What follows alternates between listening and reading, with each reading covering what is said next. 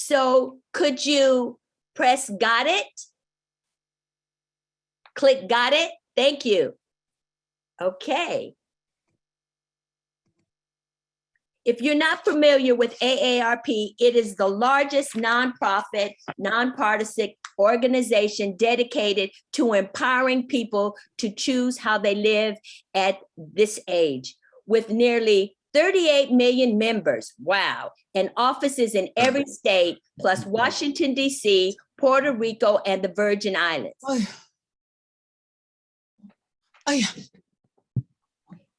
AARP works to strengthen communities and adverse for what matters most, and they focus on health, security, financial, and social commitment.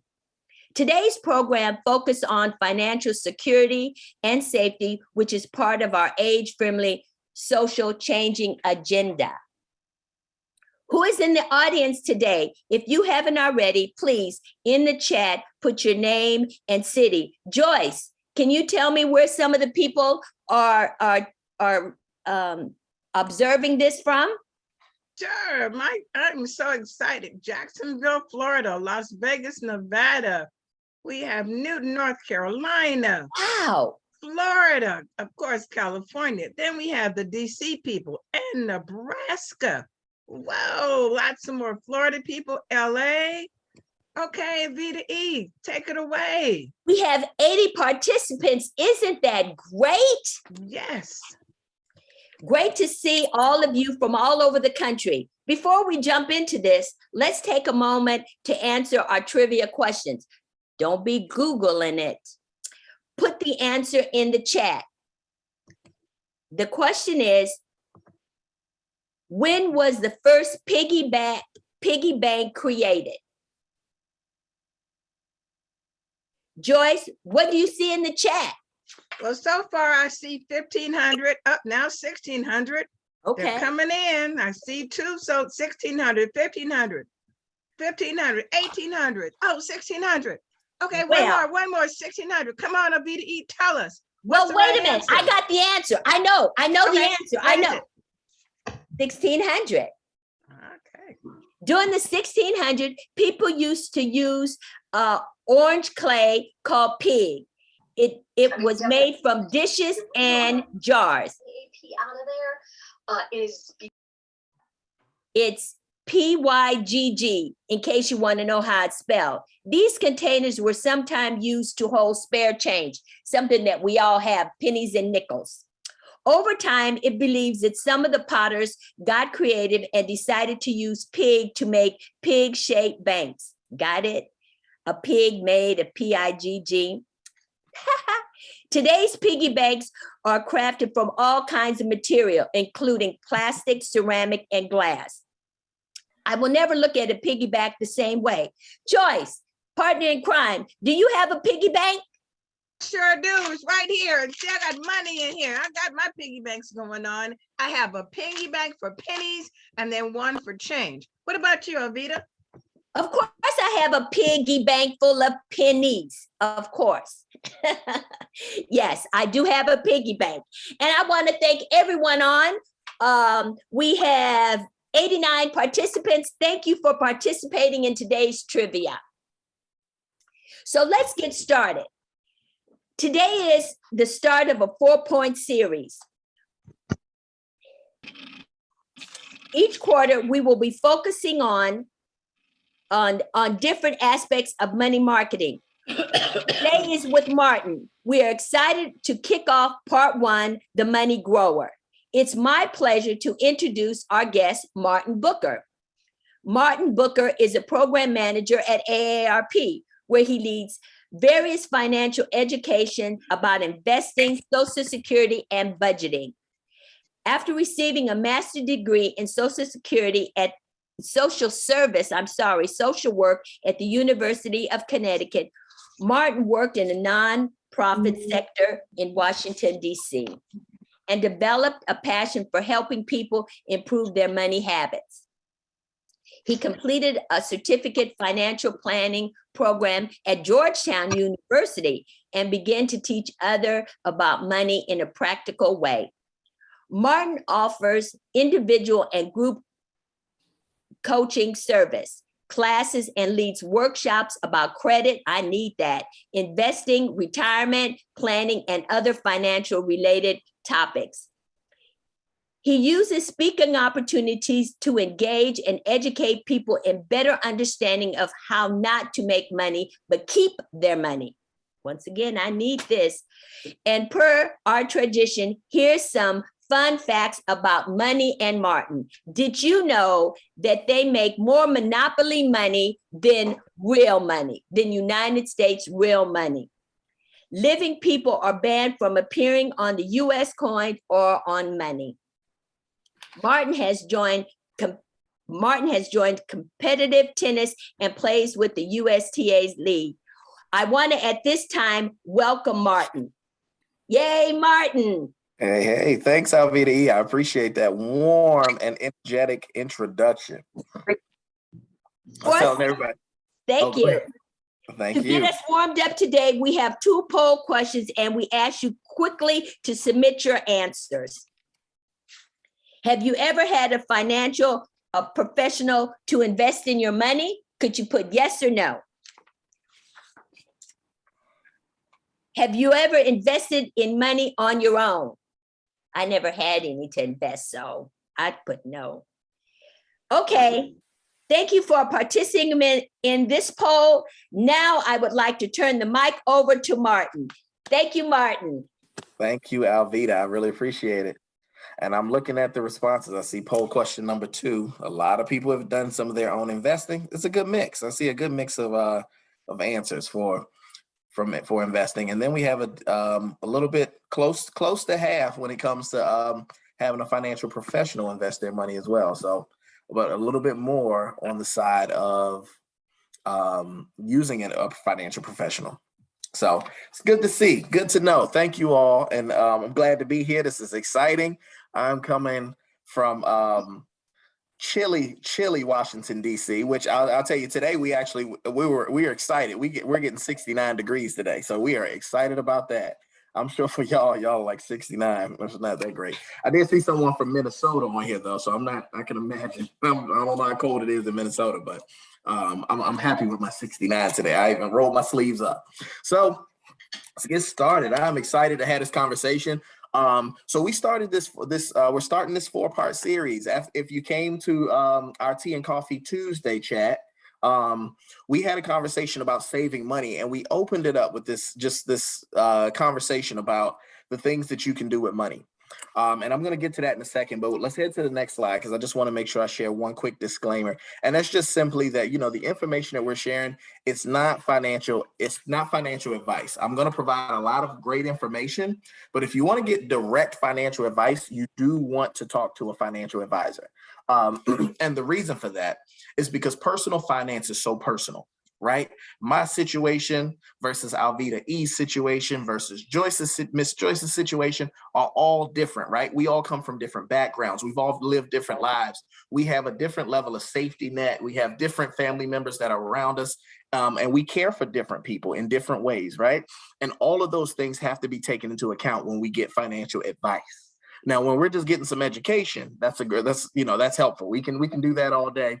And we can talk about some things at a general level, but we want to make sure that we're careful about taking direct financial advice without giving all of our information. So we want to keep that in mind. So without further ado, let's get into the presentation. So as I mentioned, we started this conversation with this where I just kind of shared these 4 different money things that we can do with money. There are many more, but these are like the 4 core things, which we can make money, save money, grow money, and give money. And I want to quickly just touch on each of them so that we can just ground ourselves. And this 4-part series is going to be based on each of these. So when it comes to making money, and I want you to think about your profile, and in the chat, when I turn your corner, or when I come down your street, I just want you to say, "Yep, that's me." Just give me a quick, "Yep, that's me" in the chat, or "I think that's me." And the idea is that we want to figure out what our identity is. I always say we're a natural at one of these 4. So the money maker, that's the person who your whole life you have been great at negotiating salaries and getting the top dollar. You've been great at running businesses and making money. And you can remember from a childhood, your parents didn't tell you to go start a lemonade stand. You went and bought the supplies and you told them you wanted to start a lemonade stand. You were the person that always pursued money-making opportunities. There we go. The money makers are coming in. I'm coming down somebody's street right now already. So, but you know that you were the person who you never had issues making money. And what I'm gonna do is, as I tell you each one, I'm gonna give you one, you know, I'm gonna give you a quick pro, and then I'm gonna tell you the one area of opportunity to grow if you're in that position. So for the money maker, you're the person, you've had no issues making money your whole life.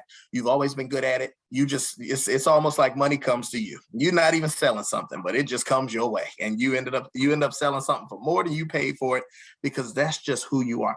I have two real good friends that are money makers. But here's the one thing that the money maker tends to have to do, and the area for them to grow. For the money maker, you can typically spend money with no problem because you're so used to making it. You know that you can always make $1 back. So you never have an issue buying what you want, spending it as you choose, because money making has been so familiar to you. So when it comes to saving money, which is our next topic, that's an area, because you make a lot, you can usually accumulate money in a good way, but you tend to not naturally go to be a saver because you're like, I can get it back tomorrow, and you know where to go and what to do. So that's the area of opportunity for the maker. The saver. So the person who saves money, you're the person when, regardless of how much you make, I see you, Julie. Regardless of how much you make, you're typically the person, you're going to hold on to your dollars. You may be frugal, or you just tend to have a high savings rate because you're the person who likes to save money. We look up your bank account, the checking account has a decent amount just sitting there, and you don't even have to worry about a savings account because you won't touch it anyway. You're going to let it grow. You're going to build it up. You're going to save, and you've always been that way.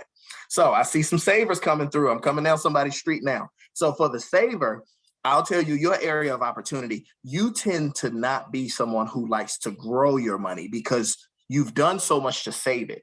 And you don't like the idea of taking risk and putting your money into a market or into a risky market, because you're like, wait, I've been saving and accumulating these dollars, so I don't want to put them into something where I might see them dip. You're like, wait a second, the idea of it dipping, even if it could grow more, you tend to not want to touch that as often, or even if you do it, you're a little more cautious in doing it because you've done so much to save your money.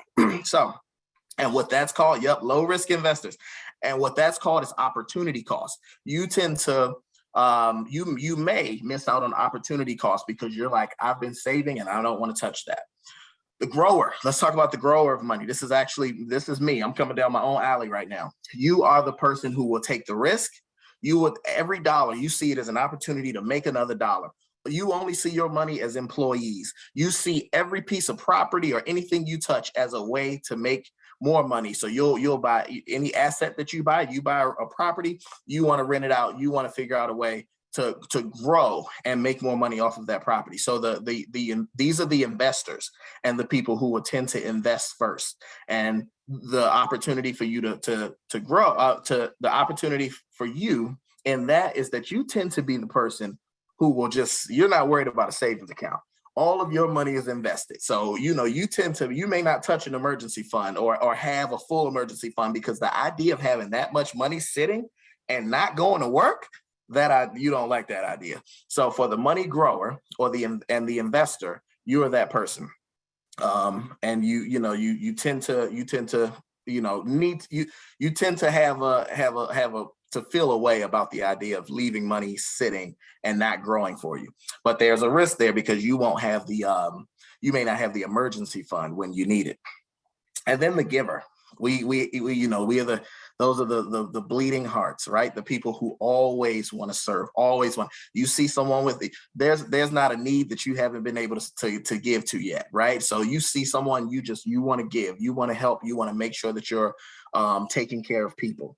Someone calls you, they actually know to call you because you're the person who's likely going to give if there's a need, and they know you're the bleeding heart. And I see them. I see the givers coming in. The givers are here. But and for the givers, you know that you know that's your space. You want to make sure that you serve and you help others. The area of opportunity for you is that you have to make I hear you, Cynthia, and I think Cynthia was a money maker too. But for the giver, you have to be careful because the boundaries, right? You have to make sure that you can set a boundary and have certain amounts that you're willing to give, and make sure that you don't overextend your own dollars. Because we have to make sure that you take care of yourself as well. You know, like they say, you put your oxygen mask on first, and then you make sure that the person beside you has theirs on. So for the giver, we have to make sure that we're setting good boundaries. And for those people who don't have boundaries and who will gladly show up to you to get every dollar, we have to make sure that you've kind of set it up and prepared yourself. And I'll dive more into that when we get onto those topics. So if everyone, we have people in different categories. So the good thing about these is that, we're going to do throughout this year, we're going to touch on each of these and we're going to do a deep dive into each one. Today, we're going to dive into growing. And what I'll say is that one of the things that I've always liked is that, they always say you play to your strengths. So whichever one you are, you're going to play to that and you're going to make sure that you use that. And then I was always told that you staff your weaknesses. So that means that we find the person that can help us get to the other place or do the other thing better. So let's keep that in mind. And if we don't mind, let's just, if you can, just hit mute on your device so that I can make sure that the background noise is at a minimum. Now, so since we're talking about growing today, let's start off with the importance, that why behind growing. And let's head to the next slide because this is something that we've been seeing in a big way. We've been watching inflation in a major way this year. And I don't even have the final numbers for this year, but let's start off with just in the past few years. So it's important for us to invest because that's a way for us to grow our money aside from when we make it. So we tend to make our money. We can make it through a day job. We get income from different sources. But then those dollars can actually go to work for us as well. We can give those dollars a day job.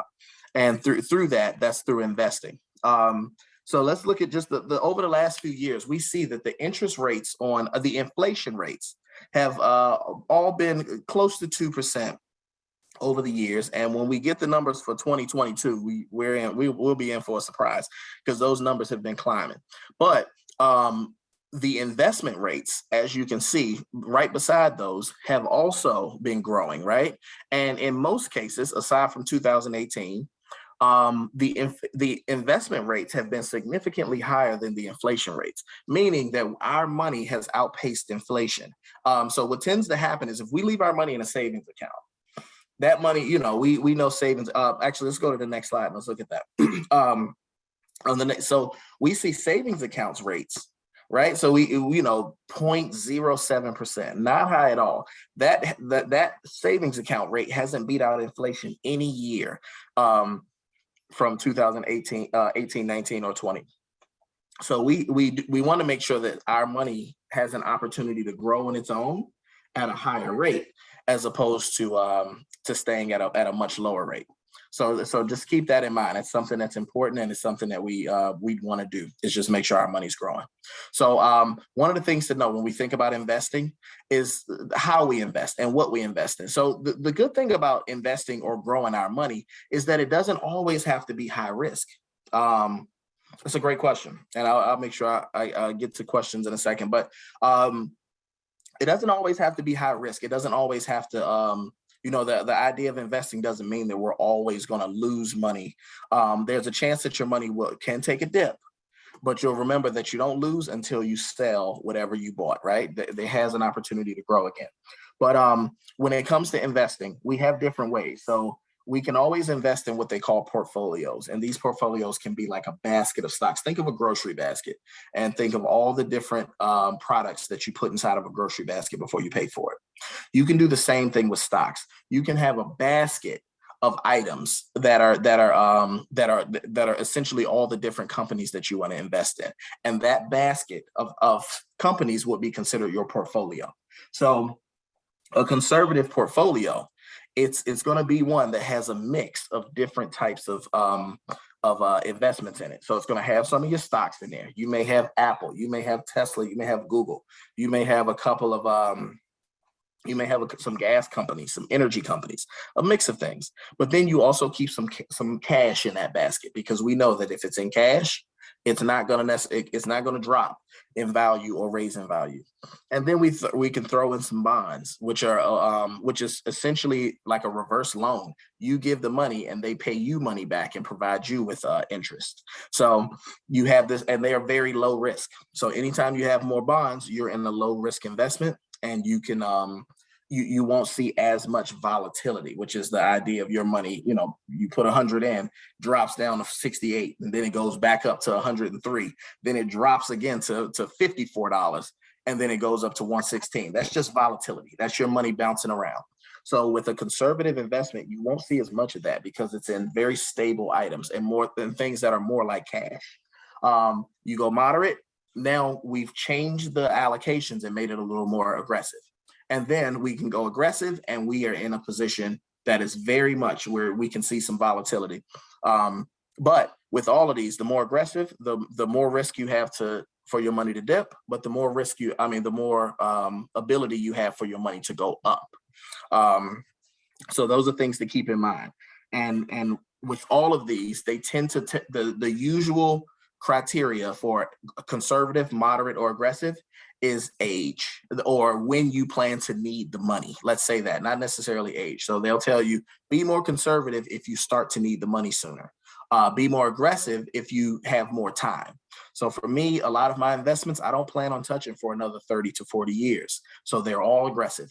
I have enough time to withstand market fluctuation. So I just kind of let it be there. If I needed that money in 2 years, I'd be a lot more conservative with how I invest my money. If that makes sense. We can head to the next slide. And I want to give a quick story. So when it comes to allocations and investments, one of the things that I tend to see a lot is individuals, and I'm here in Washington, D.C., so I meet a lot of federal government employees. And with the federal government, one of the things they have is something called the G fund. So when I just talked about those portfolios, the G fund is the least aggressive fund of all of them. It's very conservative. And with the G fund, and so what I tend to see a lot is people who, when the market starts to get a little volatile, or they start to see a dip in the market, they'll move all their money to the G fund. So, I had a good friend who actually did this, and she had, I think, her retirement account, it was somewhere around like close to 100,000 in it. When the pandemic started and we saw that big dip in the market, she saw her money drop. And for most people, you can't stomach a market drop. That's actually not that fun to watch or to see, right? She had a drop in her funds. So she moved it to the G fund because she said a coworker told her to. She called me and told me, and I said, let me tell you something. Move your money do not do that. That is not, that wasn't a good strategy. And I'll just give you a reason why. Her money had already dropped. So it went from about 100,000. I think she said it dropped into the 80s, and she got nervous. But she just immediately changed the investment allocation and moved it to what they call the G fund. So now what she just did is she moved to a very conservative fund, but she locked in all of her losses.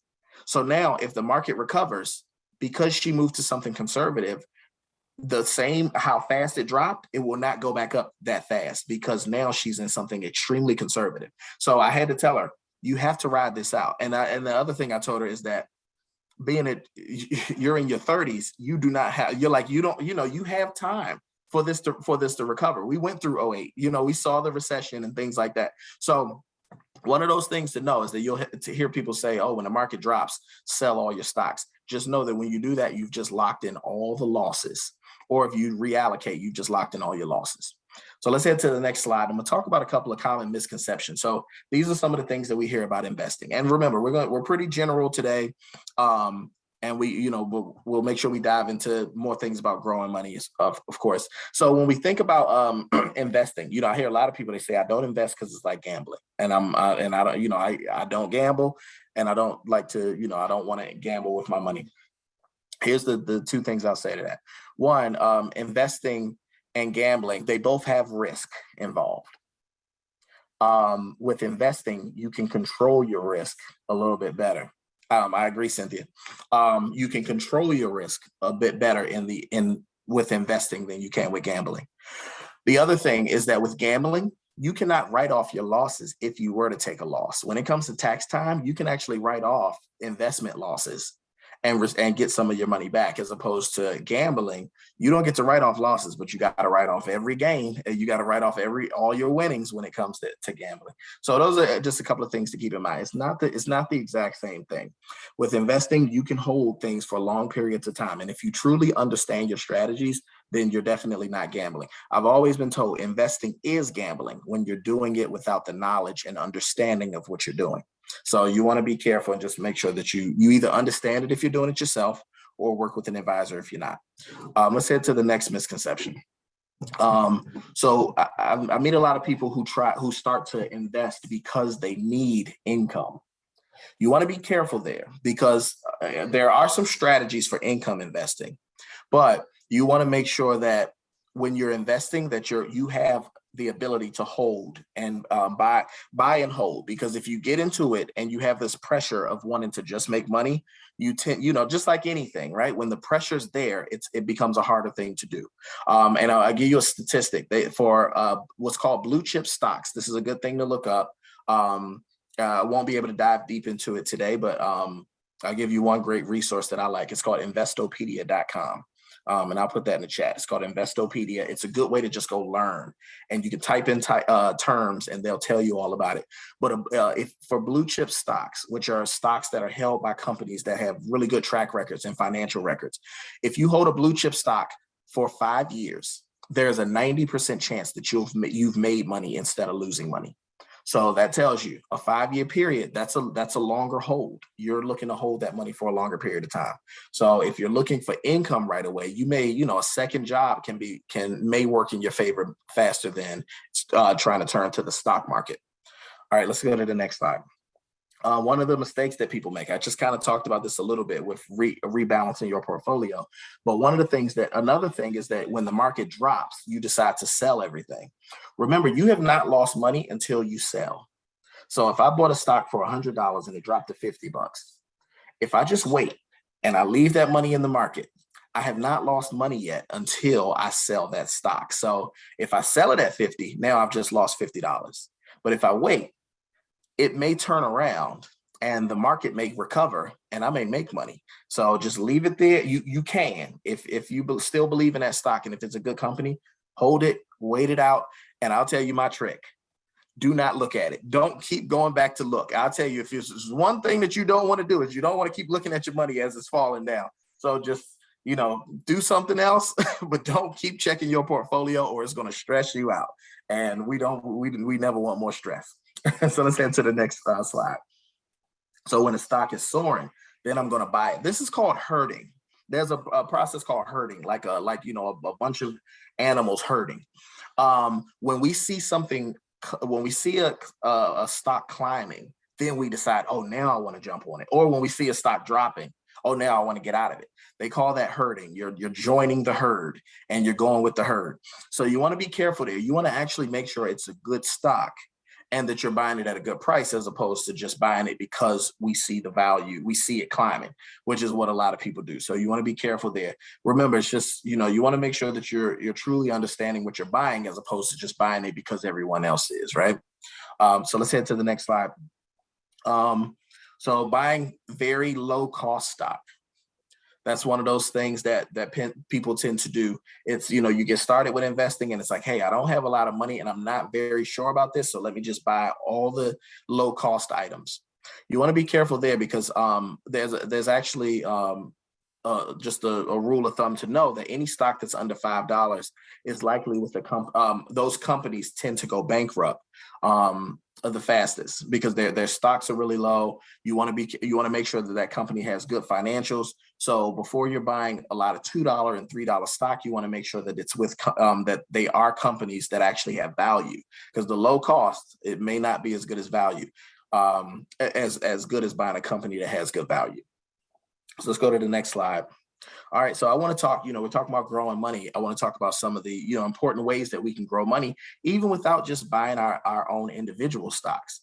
So let's head to the next slide. So when we think about, our retirement and what we have to do to grow money, so we go and make our money through it. For a lot of us, we make our money through a day job, but we want to make sure that we're also investing it so that it continues to grow on its own. So that accumulation of money is not the only part of the process. So using a retirement calculator, you can go to aarp.org/retirement calculator, and you can run your numbers ahead of time just to kind of understand what you will have. They can break down how much, at what point you might have a shortfall. They can factor in your Social Security. They can do a lot for you to make sure that you truly have enough in retirement, or that you will have enough. And then and you can start to make plans to prepare if you don't, and start to grow some more money. So let's head to the next slide. aarp.org/retirement calculator. I'll actually put it in the chat when we start Q&A.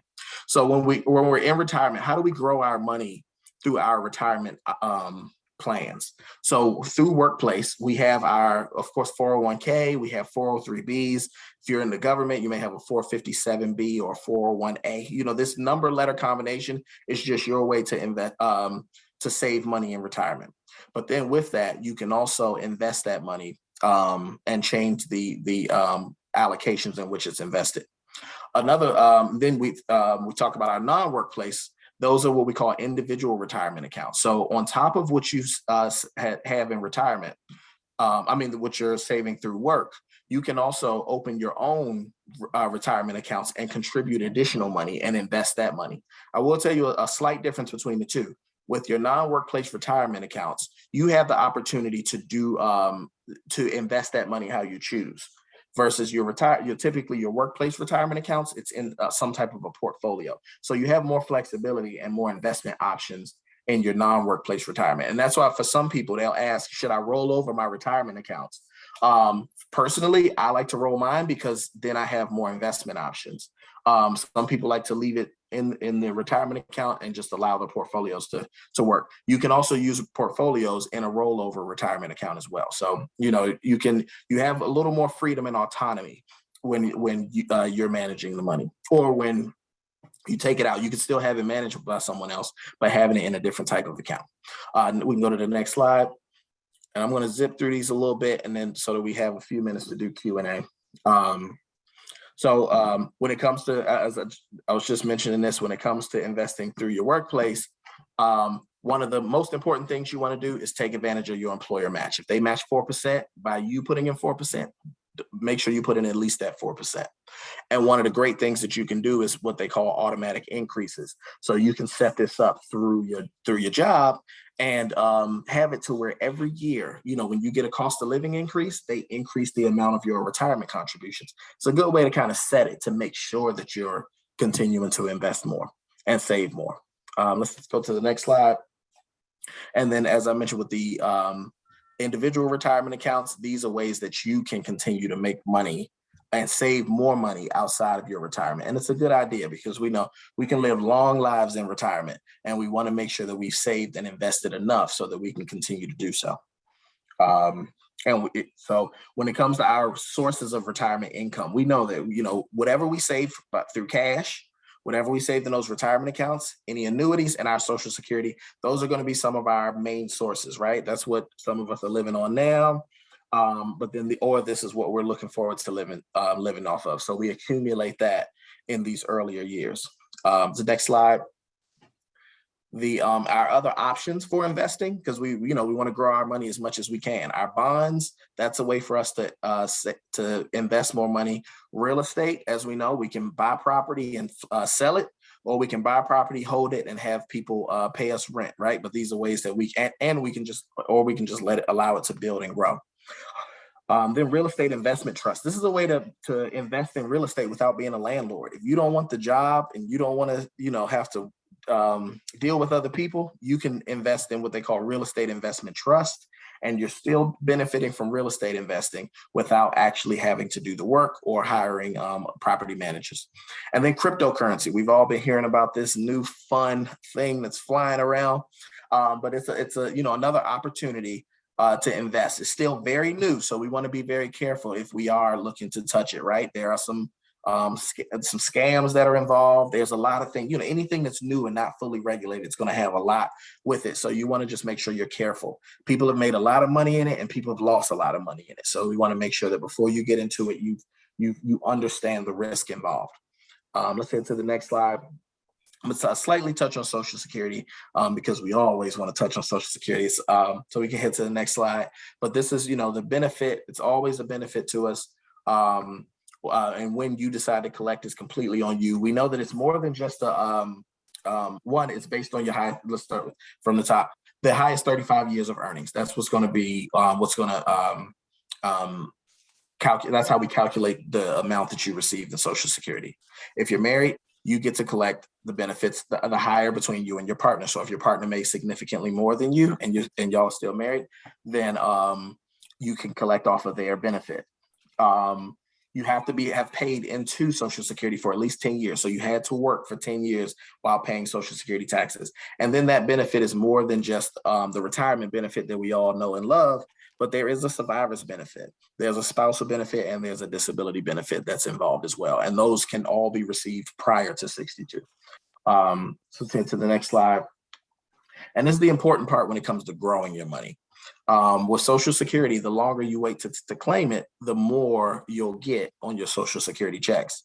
Now, of course, when you claim, that's going to be on you, and it matters. There's a lot of factors into it. It's how much you've saved, your health, things like that. You have to be able to factor all those in before you decide when you're going to claim. But just know the longer you wait, the more that you'll receive. So we'll head to the next slide. I want to mention a couple of resources, and then we'll probably have maybe a minute or two for questions, or I'll try to get to as many as I can in the chat. I know that someone's been monitoring the chat. So we'll head to the next slide. So for those who are thinking about, when you think about growing your money, if when it comes to debt, I always tend to get the question, should I invest or should I pay off debt? If your debt interest is more than you're making on your investment, then overall you may be losing money instead of making money. So you could use something like our AARP debt manager to make sure that to get a great strategy for actually paying down debt and lowering your debt. The next resource that we'll mention is Interview an Advisor. We asked in the beginning if you've ever used a financial professional. In this case, we have a tool that will teach you how to find the right financial professional for you. And sometimes they're not high cost. We talk you through how to find the lower cost professionals. And in some cases, you may need a credit counselor or just someone to work with you on budgeting before actually getting a financial planner. But we'll walk you through all the steps to make sure that you find the right person. And then next we will, okay, let's dive into questions. So I know that we may have time for a few, and I'm happy to actually answer questions in the chat if we're out of time. Hey, so really quick, Grace a while ago is wanting to know, is there a difference between SP 500 and stock? Is there a big difference between that? So your stocks are on the S&P 500. That's so what ends up happening is they consider like the 500 like highest rated and best companies are within the S&P 500, but those are companies that all are publicly traded and you can buy their stock. Oh, okay. Hopefully that answered that question. And then Wanda wants to know, how do you grow funds when you're retired and you no longer have funds going into that employer's matching funds? It's a great question. Yep. And so in that case, you may have to, and first thing you want to do is you want to make sure that you actually have the goals when it comes to growing your funds, right? And when you might need those funds. So if you have, let's say you had 2 pots of money and you're spending one down, and then there's maybe a small pot that you have that's able to grow, then you could take that small pot and that money can be invested. You could use a financial planner to invest that money, or you can invest it yourself. But the plan would be to work on that pot to grow while you're actually spending down from the other pot to live. But you want to make sure, there's some type of strategy there. So it would be a good idea to sit with someone because so that you can make the best decisions with the money that you're investing. Great. Now, Tamara just kind of wants a question about IRAs. Is there a difference between IRAs? Yep. You have a Roth and a traditional. Roth is the money that's already been taxed. So those are your dollars that have already been taxed, and now you're putting them into an IRA. to then invest and save.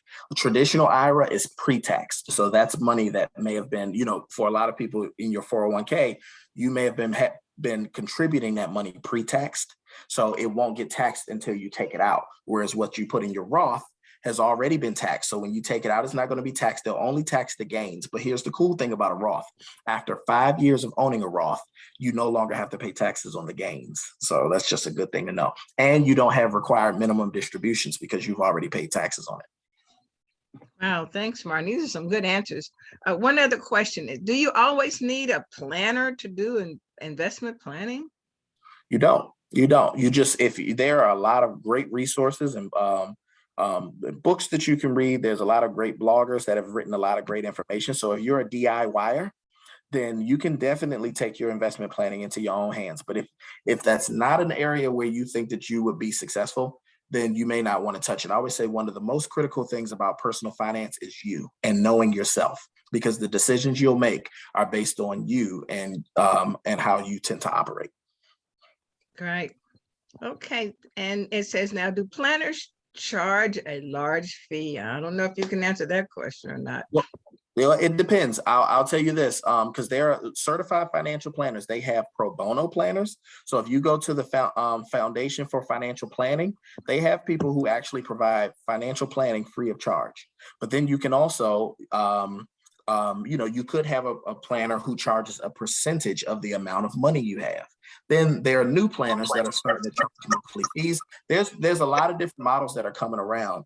But in some cases, you can start at maybe like a financial empowerment center, which I know that there are some in California.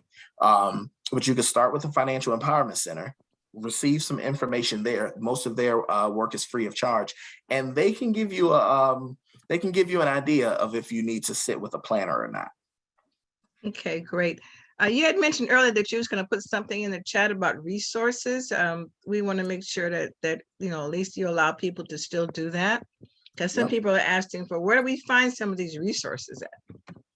Yep, I'm just going to start listing them in the chat. Some of my favorites. I'm going to put some of my favorite books. I'll put some of my favorite other resources in the chat. Oh, that's what you mentioned earlier, investopedia.com. That's a good one. I remember you mentioned that earlier. Thank you so much. I'll list all the ones that I mentioned in the chat. Okay, thank you again. Okay, back to you, Avita E. Thank you again, Martin. Thank you so much. But we have one more poll. Vince, we're putting up the poll. Okay, now that you have learned a little bit about the different styles of money management, which money management style fits you and your habits? Okay, money grower, money maker, money saver, or money spender? Well, I know I'm a money spender because I go, oh, we're doing good. Let's see. To recap, okay, money savers. Okay, thanks again for participating today. We hope you feel encouraged and inspired to utilize the tips that you have learned. In case you missed it,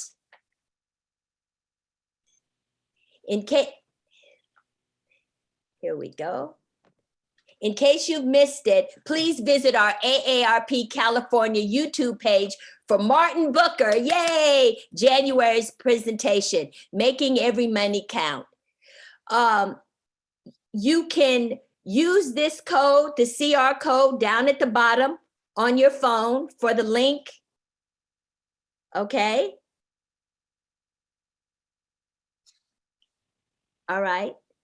Do you see the black and white code? Okay. Yes, we do. All right. So you can scan it. Okay. And let's talk about some upcoming events. Tea and Coffee is a Tuesday monthly meeting. It's going to be Tuesday, April 12th at 9:00. You can join us for a conversation of what's recyclable with Michael Bowen. Solid waste management. He's an expert. He will talk about recycling, how you can reduce waste, and what's the new law about organic waste is all about. Just a heads up of what we'll be touching a little bit, because it's going to be a new California law talking about recycling waste, organic waste. Once again, you can take your phone and scan the CR code so you'd be able to know. Okay, and we would also love to invite you back for the second part of Martin with Piggyback Essentials, the Money Maker, which will be Thursday, June 30th, again at 9 o'clock. All right. If you have any questions or suggestions, please contact Atisha Jones at AAJONES@AARP.org. If you have any questions or suggestions, we hope we have helped improve. Here's some feedback. Please help us improve our program by taking a post-event survey. You can scan it down here with your phone. There's the CRQ. And I want to give a big thank you to our guest, Martin Booker, our moderator, my partner, Joyce Howard. Thank you, Joyce, for dealing with the chat. Our volunteer production, Jackie, Marion, Olivia, and our tech specialist. Let's not forget Vince, our AARP staff, and you. Once again, I am Alveda E. Smith, your host, and thank you for joining us today, and we hope to see you again. Bye, Martin. Thank you. Hope everyone enjoyed it.